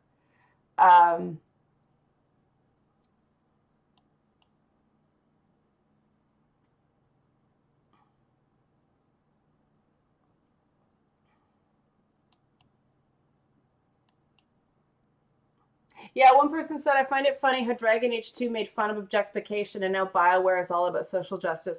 I miss a lot what characters like Isabella brought to the Dragon Age franchise. There was always that character that was intended to be prejudged, like Morrigan, like Isabella, because they were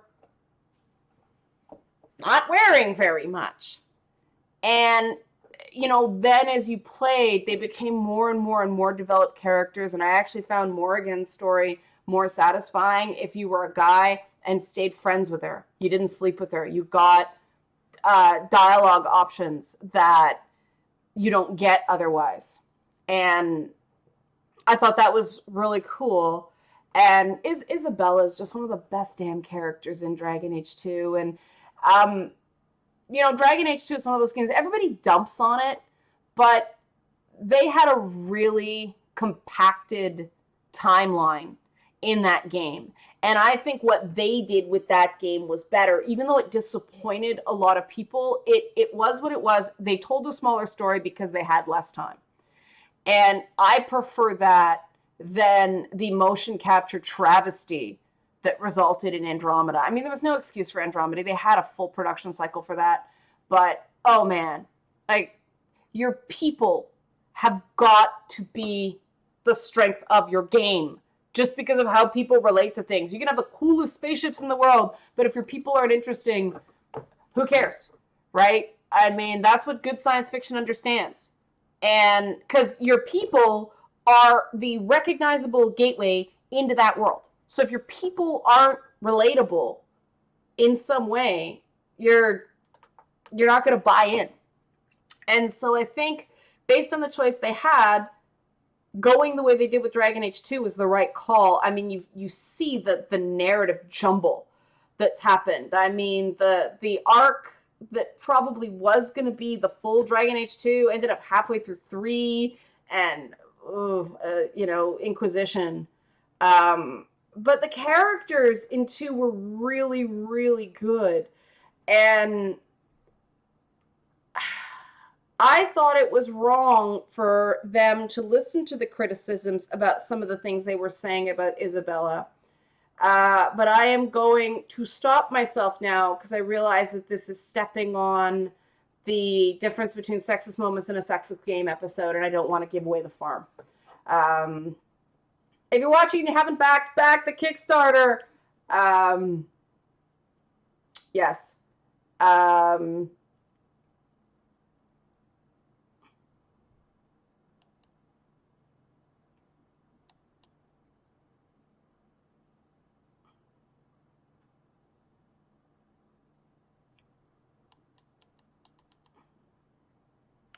Are RPGs better for giving players freedom and choices because they're less technically demanding?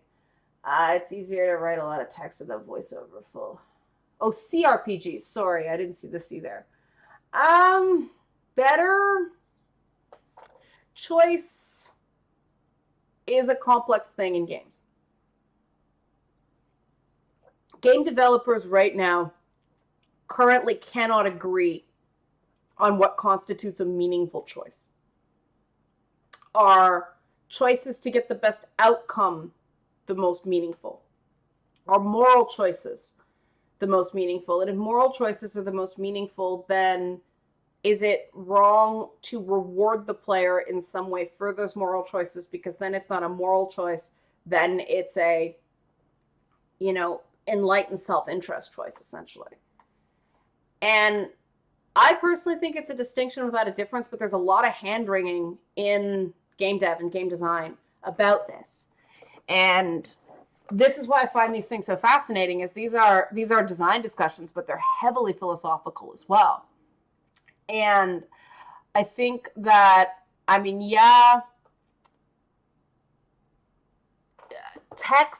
dialogue can get expensive.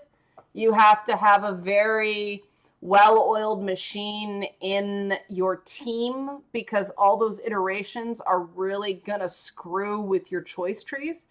Our RPG is a unique talent. I really believe that they're one of the most challenging forms of game to make because you have to put in all the things. But I think it is doable. I am not a fan of the fully voiced protagonist. I think it slows down the gameplay when it's like, I'm the one that's talking. Here's my response. Just respond to me. I don't want to hit a button and then watch me allegedly talk. But I know people like the fully voiced protagonists and the dialogue wheels and all that stuff. I'm just not one of them. I remember the old, Baldur's Gate games, so they were partially voiced. And it was mostly text. Choice is a funny thing because, in a game like Horizon Zero Dawn, for instance, where the RPG choices are essentially cosmetic. Having some transmission issues with the stream. We may have to wrap this up. Oh, it's stabilized. Okay. The choices in a game with an open world element like Horizon Zero Dawn are what missions are you going to complete, in what way, how are you going to take down this enemy. Those are just as valid choices as character romances and everything like that. And I'm still going back and forth with myself I like the idea of the deliberately Aloy does not have any potential for romantic subplots in that game. They are basically deciding they're making an asexual protagonist, and in an RPG or an action RPG, which is not the same thing. I am not sure about that yet. I go back and forth. I fight with myself a lot on these things because I don't like to make glib snap decisions, except for the purposes of a joke, which are jokes and not serious. Um, it's an interesting thing. Obviously, this is one of my sort of soapboxes. This is one of the things that interests me about game design, the meaning of choice, and that will definitely be explored more in the Lady Bits series. Hi, new person.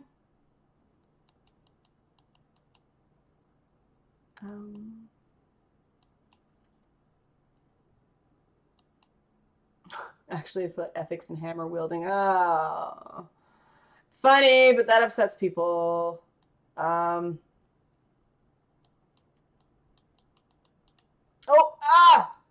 Sorry, I see a question, and then, okay, one person says, there's dissonance in feminist criticism. Critics want them to stop kicking out internal critics, but are upset that they don't kick out extremists. Should they be all-inclusive or not? Kick out of what? What are we kicking out of where? Is this butt kicking for goodness or another kind of kicking? Please clarify. And I know it's going to take a while for them to see that because we do have a bit of a delay here. But somebody mentioned the Stanley Parable as a brilliant game to explore the meaning of choice in games, but it's satirical. But yes, I enjoyed the Stanley Parable a lot. And there's an example of a game that's very short, but I felt like I totally got my money's worth. Getting your money's worth is such a subjective thing, and that's what makes game reviews hard. Okay. This commenter is basically asking on kind of the No True Scotsman wing of feminism that feminism classifies some feminists with dissenting views as fake feminists, but feminists with radical views as not. I want to be very careful with how I answer this, not because I'm afraid of getting in trouble, because I've gotten in plenty of trouble on this chat. But I want to be accurate because it's a fair question. There's a lot of politics because certain elements of feminism do have money involved in them. I tend to not swim in the big money ponds because most of the stuff I deal with are, the so-called inner city issues. There's no money in that stuff. That's why the neighborhoods are so bad. But that's a political thing that, first of all, radicals get press. And radicals get people to show up at rallies, and they increase the head counts and all that stuff.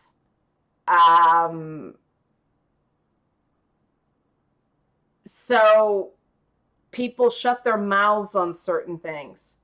But most movements aren't good with internal criticism. I call it Shunda for the Goyim phenomenon, that there are certain things that they don't think should be aired in public. The problem is there's no, general meeting of feminists. It's not that way. And I don't like this real and fake feminism thing at all. I don't subscribe to it. It's a self-identifier. It's kind of like asking me what color my eyes are. If you said gray, blue, green, hazel, you'd all be correct, depending on the day. My eyes change color because I have that heterochromia, the wolf eyes, but it's in the same eye. So the inside of my iris is not the same color as the outside. And it's similar.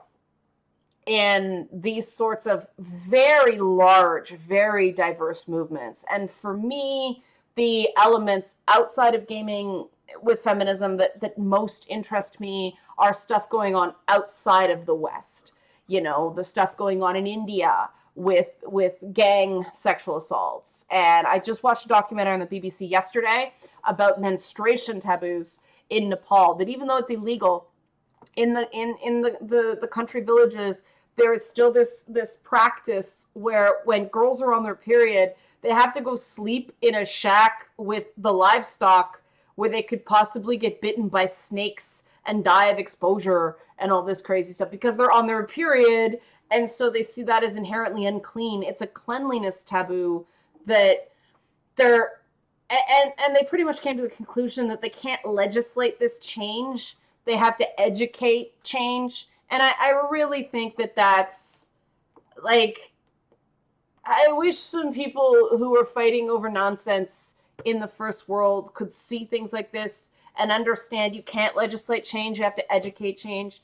And that, again, is what I'm trying to do.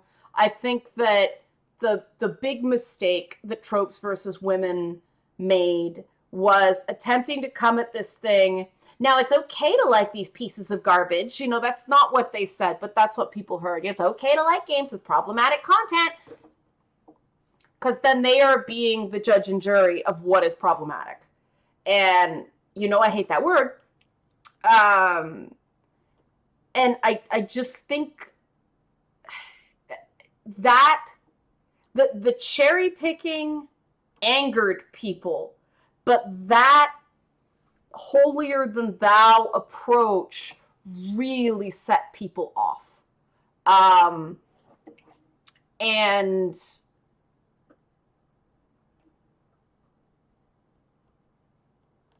I don't want to do that.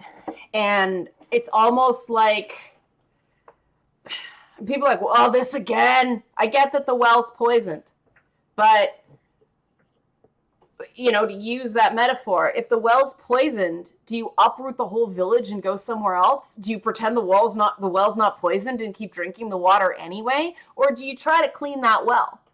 You know, because the problem we're facing right now is, even if we never talked about women in gaming again, the entire culture, the entire gaming culture now has this stink on it because of the harassment narrative. And a big part of the Kickstarter is, here I am talking to you guys, open comments, anyone can join, and we're having a very pleasant discussion, right? And there's 100 people in here, right? And this is the thing they keep saying, it can't be done because misogyny and harassment and gamers hate women. Totally open, and we're having a great discussion that's going on 2 hours. This is part of the whole thing. And no, I don't know anything about a cat gif, chatter. No. And the Bill Nye episode, I'm aware of it. I have not watched it. I don't want to throw shade at Bill Nye. It's not really my thing. I think it's cool for babies for science, but I read other things.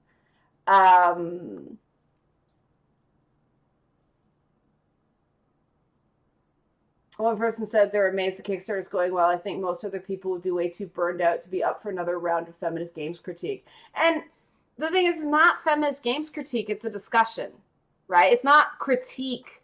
It's analysis.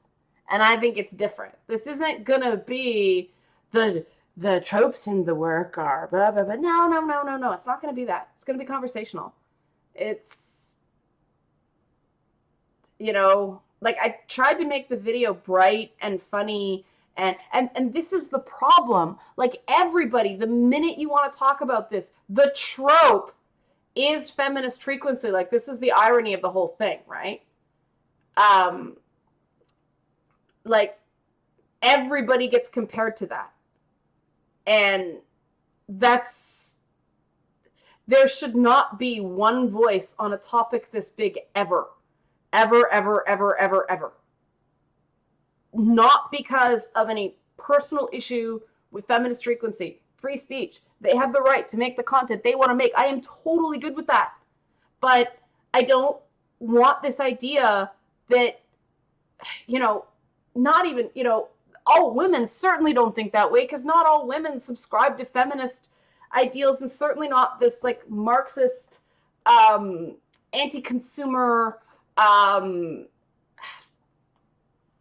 sex negative, anti-sex worker feminism. And the fact that people are all like, you have to agree to show that you love women. Well, you're not treating us as equals if you have to agree with us. And the whole point of Lady Bits is I'm going to present multiple viewpoints. So you're going to disagree with something. Hopefully you'll also find your own view represented. And that's what that focus group is for. That's what that, the feedback group is going to be. One of the first things we're going to do in that group is, all right, guys, we're going to go topic by topic, and I'm going to just spitball, just brainstorm. Just give me not necessarily your opinion, but an opinion you think should be represented. And we're going to go from there. And not everything's going to make it in because we only have so much time. I want to keep the episodes under a half an hour because, no one wants to see an hour on sexism at once. It's too much. It's got to be Lady Bits, bites, like small introductory conversation. If we then find that something needs more exploration, we'll do a season 2. I'm more than happy on doing that. But how do I put this without sounding, oh, my heartstring, little violin. I don't like, there should not be a contradiction in being a gamer and having that be an important part of my identity and caring about gender equality around the world. And I mean, the difference between gender equality and other forms of equality globally is that, for instance, the oppression of African Americans is unique to America. Other cultures have other issues to race for race. The issues between the genders are surprisingly consistent. It's everybody's sort of on the same journey, but some people started later and some people started earlier and some people didn't evolve it. But we're all dealing with essentially the same questions at different points in our history. And that's very interesting to me. That gives it a certain, you have to approach it in a certain way because of that. Do I have any devs who are interested in this new series? Yeah, I'm not going to name names because there are some people who are not, I am prepared to take the slings and arrows. I am not going to throw anybody else into that arena. That is something that people have to consent to. And so if people want to come out and identify themselves as a supporter, that's great. I'm not going to do it for them. And I hope you understand why.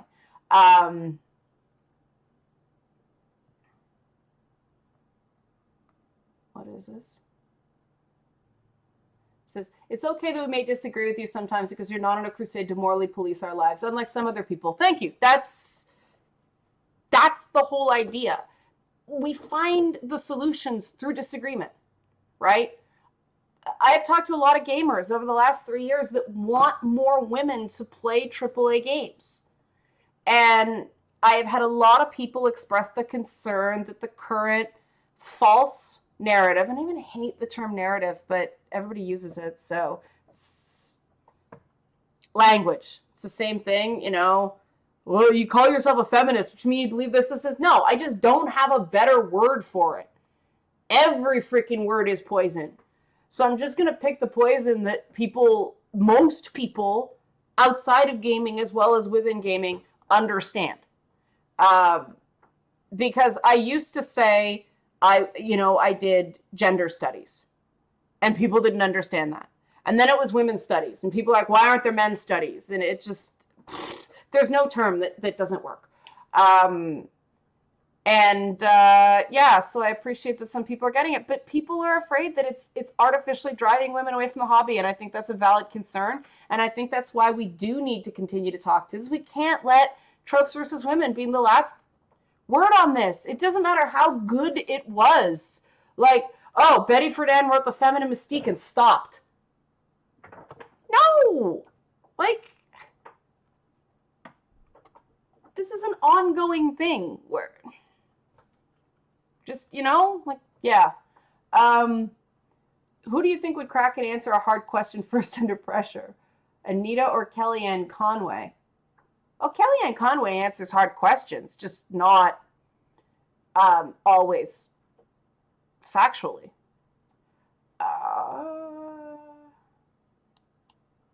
Whoop, big jump.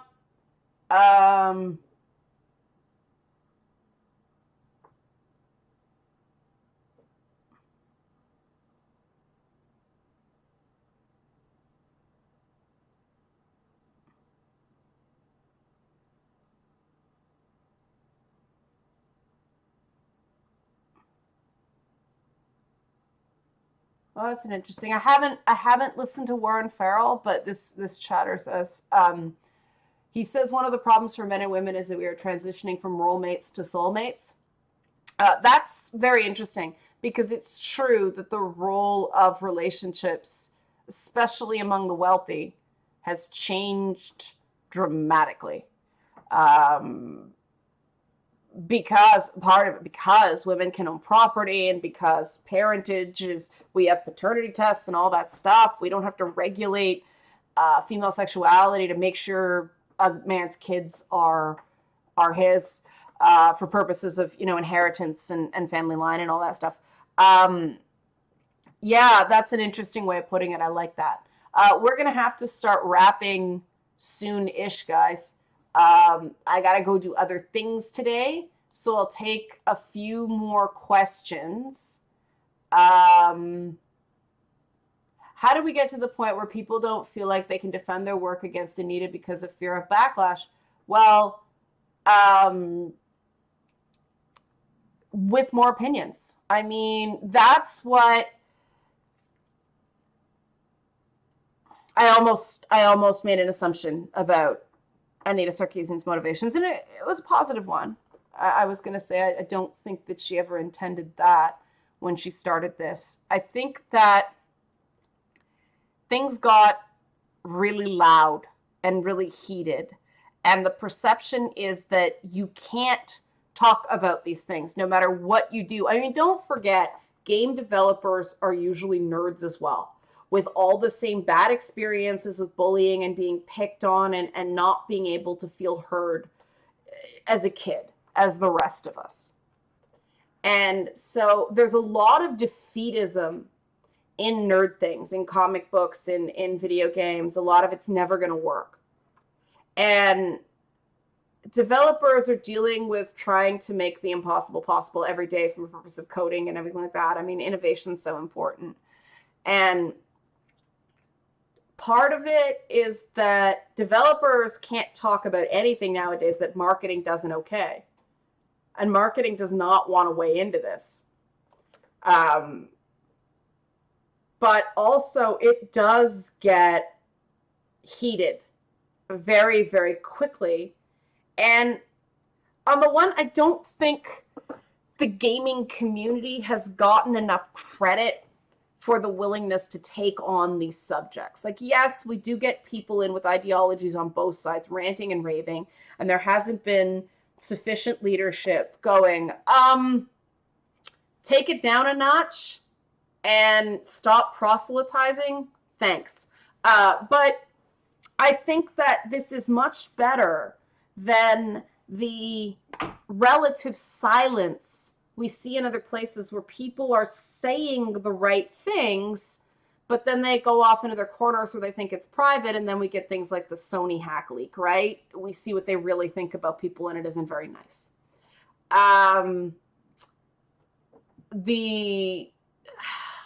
I think a lot of what is amazing about gaming and gamers, the things I really love about it and find refreshing, are being treated like negatives right now. And I don't know if I can do anything about it, but I'm damn well going to try. Right? I hope that answers the question. Somebody else, which game do I want to play right now? Right now, I want to try Nier Automata. I think I pronounced that right. That is the one that the minute I get some time to play for myself instead of review, I still haven't finished Andromeda, and I don't know if I'm going to. But it's that is the one I really want to try. If I haven't responded to messages, chat, it's because I haven't seen them.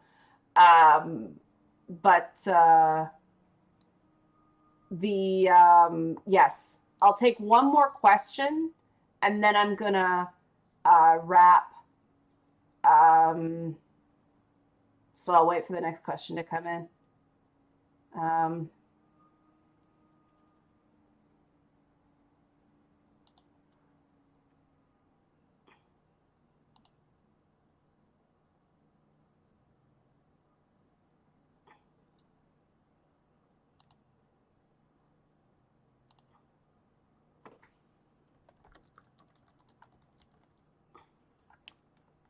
See, now I'm being rude.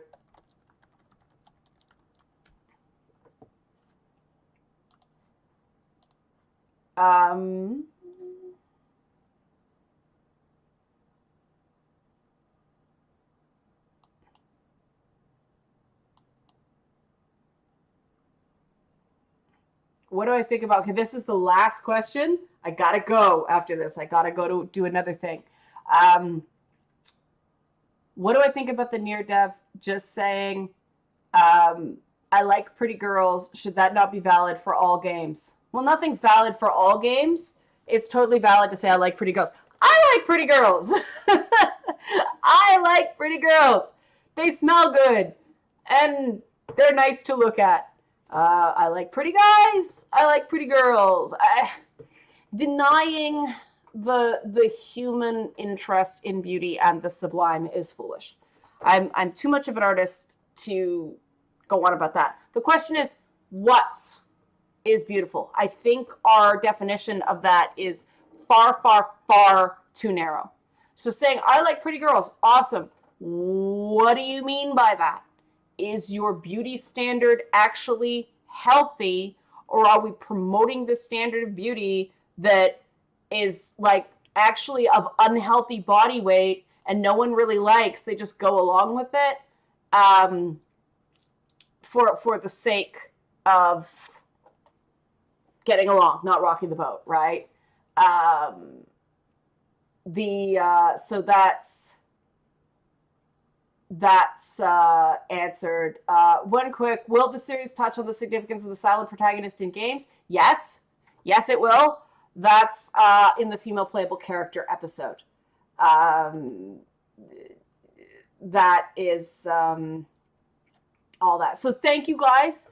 Thanks for taking the time. This was a very well-populated stream. Next week, I am going to be moving either the Tuesday video or the Friday video to a different time to let other people participate. I've got a poll up on Twitter right now. I know this is my usual time, but I got to cycle through. Please back if you haven't. Please keep sharing if you have. Thank you for your support. This thing's going great so far. And yes, there's a couple of Beelzebub. Man, I did not know that one was going to catch on. I just did that to screw around. But yeah, here's one of Beelzebub's tridents. And the other one is over here. Because everything about Beelzebub comes in pairs. Here we go. There we go. Here they are. Stabby. All right. I just hit my webcam with a trident. Thanks, guys. Thanks for watching. See you back again on Tuesday. I didn't even talk about the set design. So we'll be doing that next week. I'll be showing you guys my ideas for what the show is going to look like set-wise. I've made a little idea board for stuff. So that's what we're going to be talking about next week. Thank you.